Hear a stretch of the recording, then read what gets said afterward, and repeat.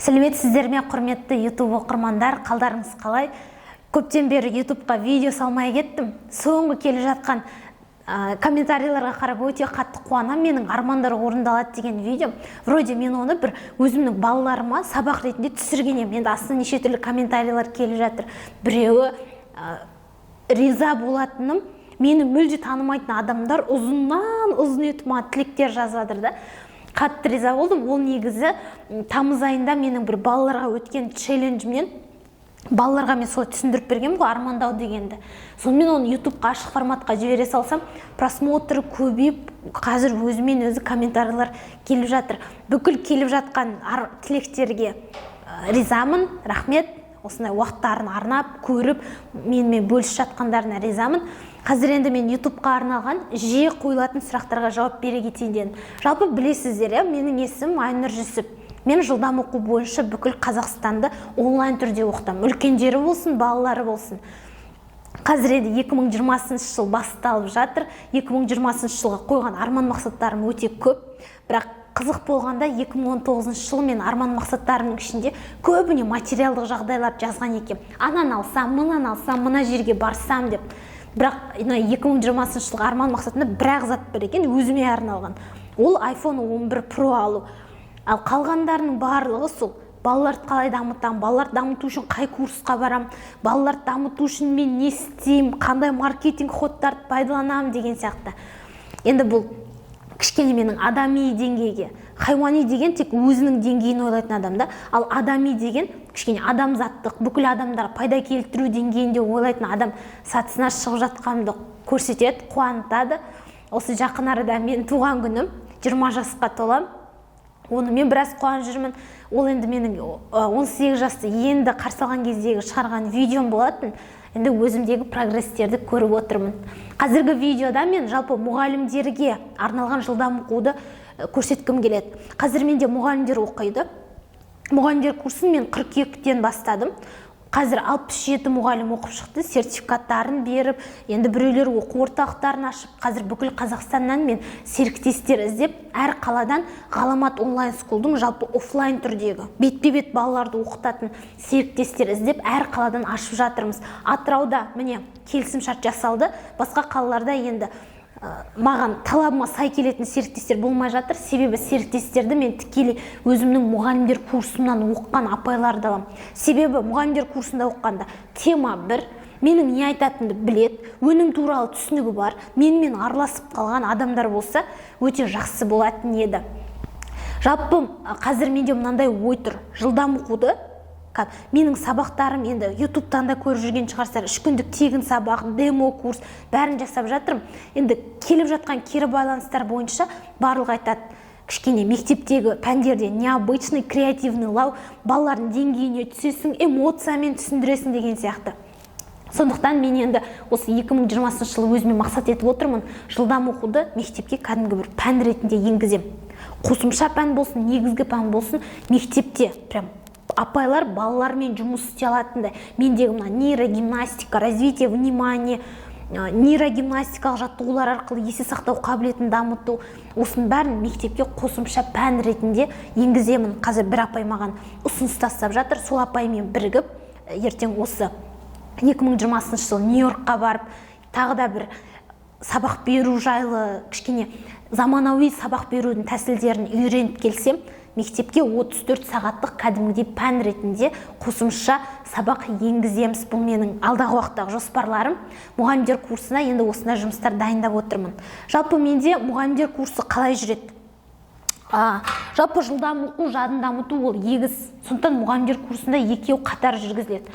Мысалы, қазір маған Инстаграмнан, Ютубтан жазады, мұғалімдер курсыңызға қатысайын, осыны өзіме кәсіп етіп алайын, продленка курстарым бар, соны жүргізгім келеді, мектептегі балаларымның деңгейін көтергім келеді деп. Мен оларға құшақ жая қарсы аламын. Себебі мен енді онлайн оқытқан соң кейбір балалар онлайнда кішкене түсінбей жатады.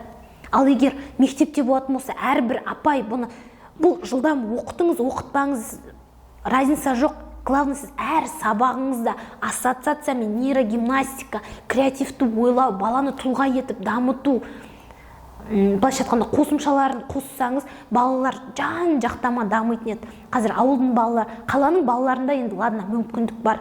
Ана курсқа барады, логопед бар, психолог бар, қалада тұрған соң барлығы бар. Енді ауылдың балаларына кішкене қиын. Сондықтан ауылдағы мұғалімдер менен оқып алса, мен өзім өте қатты риза боламын. Себебі Алматының білімін олар ауылда отырып алып жатыр.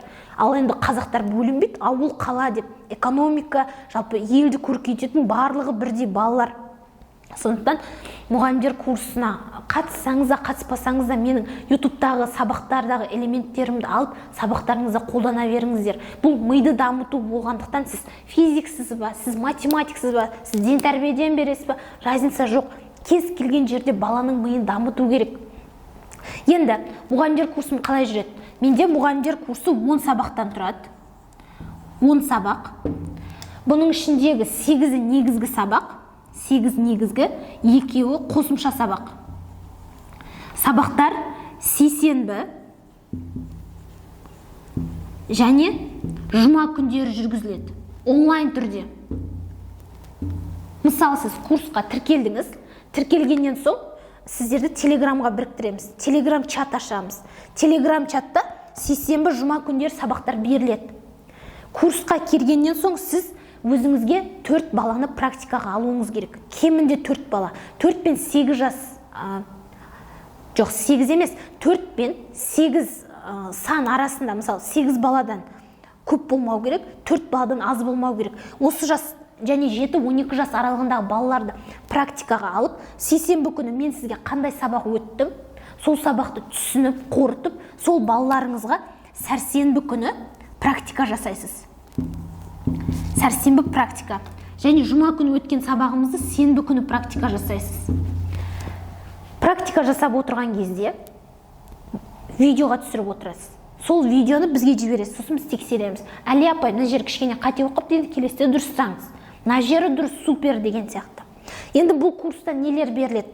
Менің қазір инстаграмға шығарып жүрген кітабым бар. Жылдам оқуға дайындық 7-12 жас. Бұл курстың барысына кітап кіреді. Кітапты біз электронды түрде береміз. Себебі офлайн түрде де кітап беруге болады, бірақ енді Қазпошта, мен ешқашан Қазпоштаға енді жоламаймын. Кітаптарымызды береміз деп, кітаптарымызды апармай, адрестер шатастырып, шын айтайын, қатты былай мына жеріме келіп Қазпоштамен жұмыс істеу.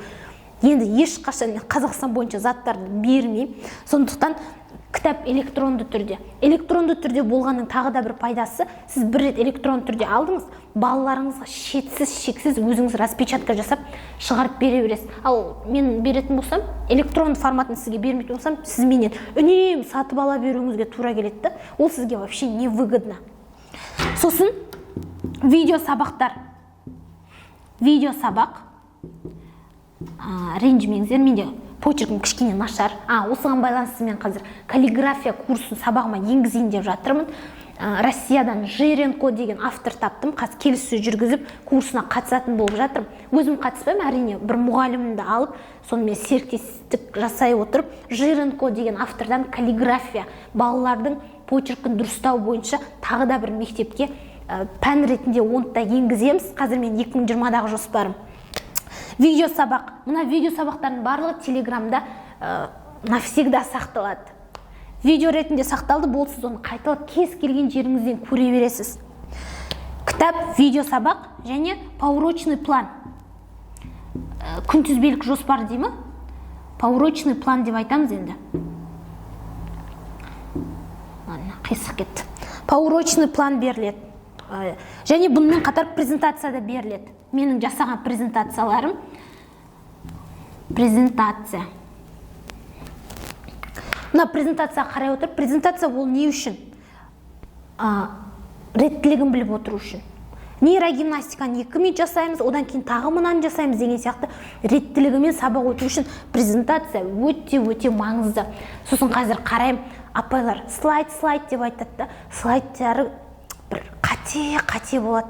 Қате дегенде қалай? Көбіне дизайн. Слайд жасаған кезде апайлар өтініш ескеріңіздерші. Бір бет па? Бір бетте 3 сөзден артық болмауы керек. Менің вебинарларымда, менің ютубқа шығарып жүрген презентацияларымды қарасаңыздар, тек 3-ақ сөз ғана болады. Сосын мен тақырып жазам да, мына жерге сурет қоямын немесе видео қоямын. Себебі біз айналамыздағы ақпараттың 70%-ын көз арқылы қабылдаймыз. Балалардың көз арқылы есе сақтауы өте жақсы дамиды. Сондықтан есе сақтау кезінде көзге подача беру керек. Біздегі мұғалімдер не істейді? Жан бәрі гүл. Ол назарды аударады. Гүл де, цвет де керек емес. Желательно ақ немесе қара, однотонный болу керек. Ол уже назарды шашыратып жатыр деген сөз. Сосын не істейді? Слайд бір баған, мынаның ішінде 1040 сөз. 1040 емес енді бір 20 сөз, 30 сөз. Оны ешкім оқи алмайды. Ол просто баланың назарын жан-жаққа шашыратады. Сондықтан презентация жасаған кезде ескеріңіздер, тақырыпта 3 сөз, как максимум 3 сөз. Сосын айтайын деген сөзіңізді суретпен бердіріңіз. Сіз 1000 рет сөйлеп отырғаннан 1 рет көрсеткен сізге былай тиімді, әсіресе балалардың қабылдауы үшін. Сондықтан балалардың ассоциация арқылы есе сақтауына жұмыс істеу керек. Мына курс біткеннен соң, жалпы курс 1 ай көлемінде болады. 1 ай аяқталғаннан кейін сіздерге сертификат беріледі. Менде бұл Ғаламат онлайн скул ТО, яғни жауапкершілігі шектеулі серіктестігі. Мен мемлекетте тіркелген официальный компаниямын. Сондықтан біздегі сертификаттар ол кез келген жерге жарамды. Ол сертификат арқылы сіз ауылыңызда, ауданыңызда кез келген жерде оқу орталығын ашып, жылдам оқу бойынша сабақтар жүргізе бересіз. Жиі қойылатын мұғалімдердің сұрағы маған осындай. Міне барлығына жауап бердім деген ойдамын. YouTube-қа да салып отырмын. Болашақта көретін апайлар болса, міне мұғалімдер курсы жалпы менде осылай жүреді. Енді тіркелу үшін төменге өз номеріңізді қалдырыңыз, немесе 8, астына жазып қояйын, өзімнің номерімді 707-204-66-77 номеріне хабарлассаңыз, менде қыздар бар, өзімнің командам бар. Сол қыздар сіздерді курсқа тіркейді. Бұл курстардың уақытын енді қазір YouTube-қа түсіріп отырған соң әр кезде әртүрлі адам көреді ғой. Сондықтан мен уақытын айтпай қойын, біздің қыздарымыз ол уақытты шешеді. Бір чаттың ішінде 15 мұғалім болады. 15 мұғалім болғанда біз курсты бастап сіздермен жұмыс істеуге кірісеміз. Жақсы, егер мені бірінші рет көріп жатқан апайлар немесе мұғалімдікке тіпті қатысы жоқ адамдар болатын болса, менің YouTube каналыма тіркеліп алыңыздар, лайк басуды, комментарий жазуды ұмытпаңыздар, және колокольчикті басып қойсаңыз, мен салған жаңа видеолардың барлығын көріп отыратын боласыздар. Жақсы, келесі видеоларда кездескенше.